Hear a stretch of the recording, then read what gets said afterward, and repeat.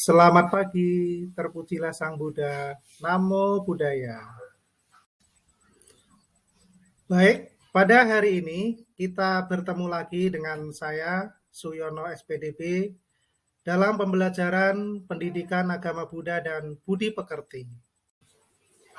Pada kesempatan ini, kita akan membahas kegiatan belajar 17, yaitu tentang berdana.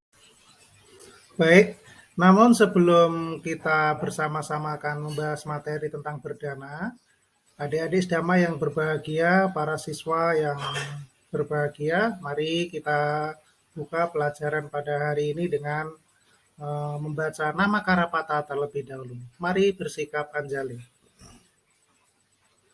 Arahang Sama Sambuddho Bhagawa Buddhang Bhagawantang Abhiwademi Swakhato Bhagavata Dhammo Dhammang Namassami Supatipanno Bhagavato Sawaka Sangho Sanghang Namami.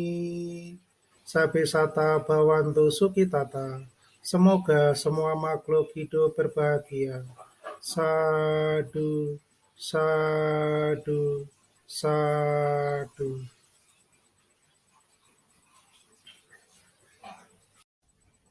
Tujuan pembelajaran pada kali ini yaitu diharapkan setelah kita belajar tentang dana, kita dapat memiliki kepedulian terhadap orang lain.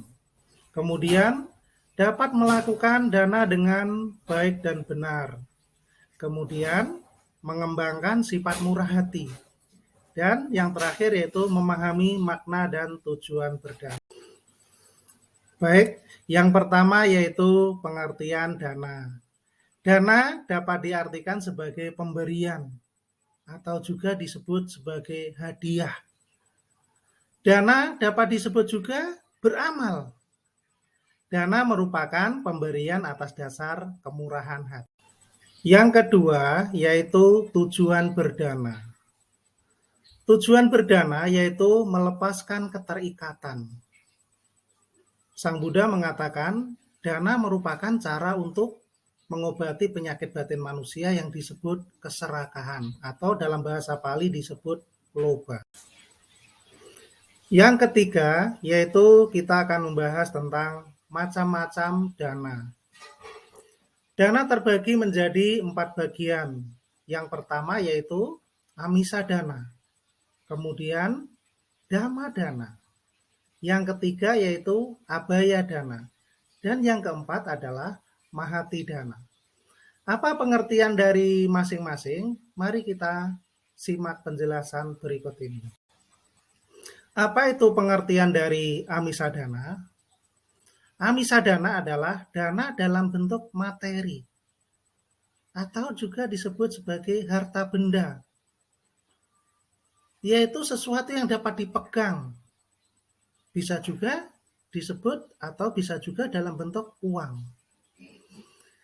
Contoh dari amisa dana atau dana dalam bentuk materi yaitu bisa pakaian, bisa obat-obatan, bisa jubah kalau kita berdana kepada Bante, bisa juga makanan, atau bisa juga uang kalau kita misalnya berdana kepada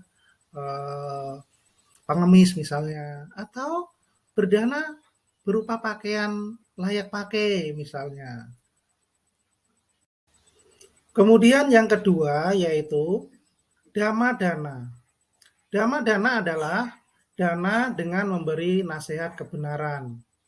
Misalnya, biku berceramah ketika kita di wihara, atau misalnya orang tua kita memberikan nasihat kepada anak-anaknya, atau misalnya seorang guru membimbing para siswa, atau juga misalnya seorang dokter memberikan nasihat-nasihat kepada pasiennya. Ini merupakan contoh dari dhamma dana, yaitu dana dengan memberi nasihat kebenaran. Kemudian yang ketiga yaitu abaya dana. Apa itu abaya dana? Abaya dana adalah dana dengan memberikan maaf atau ampunan. Atau juga disebut memberikan rasa aman kepada makhluk lain. Contoh, seorang teman memaafkan temannya yang bersalah. Ini merupakan abaya dana. Atau misalnya kita melepaskan burung atau dikenal juga function, memberikan rasa aman kepada makhluk lain. Ini adalah contoh dari abaya dana.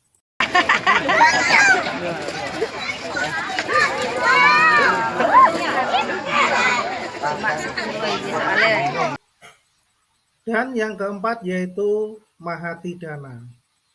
Mahati dana yaitu dana dalam bentuk pengorbanan atas kesenangan atau kepentingan diri sendiri, bahkan mengorbankan jiwa dan raga. Sebagai contoh misalnya, Pangeran Siddhartha meninggalkan istana demi membebaskan umat manusia dari belenggu kehidupan yaitu lahir, tua, sakit, mati. Atau juga para bodhisatwa yang rela mengorbankan diri demi kepentingan banyak makhluk atau banyak orang.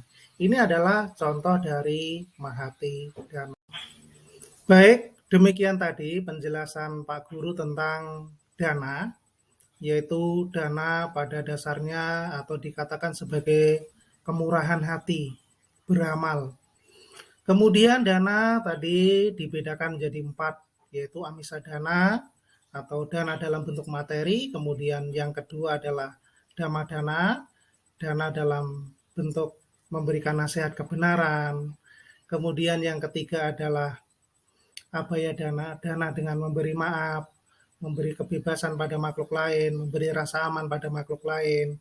Dan yang keempat adalah dana abaya, yang keempat yaitu mahati dana.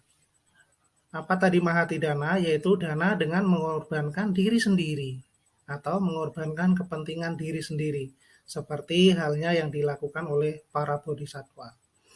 Baik, adik-adik Dhamma yang berbahagia, para siswa yang pada kesempatan ini menyimak penjelasan Pak Guru, demikian penjelasan Pak Guru pada hari ini.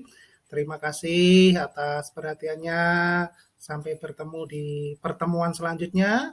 Akhir kata, sabe sata bawantu sukitata. Semoga semua makhluk hidup berbahagia. Sadu, sadu, sadu. Terima kasih. Namo Buddhaya.